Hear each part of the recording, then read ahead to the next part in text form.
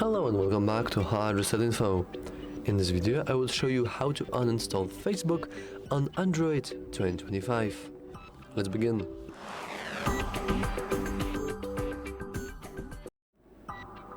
First you want to navigate into your Facebook application. For me it's right here. Then you want to press and hold your finger onto the icon. You want to move it around, and as you can see, a little uninstall should appear.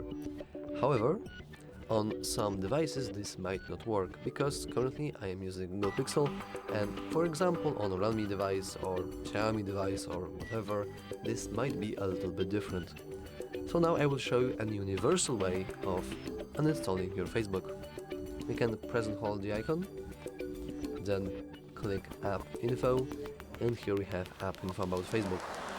Alternatively, we can go to Settings. In the settings, you want to head into Apps, see all apps, and then you want to find your Facebook right here. For me, it's right here. And now we can see this big uninstall button. All you want to do is simply click on it, click OK, and as you can see, our Facebook is successfully uninstalled. Yeah, that's all for this video.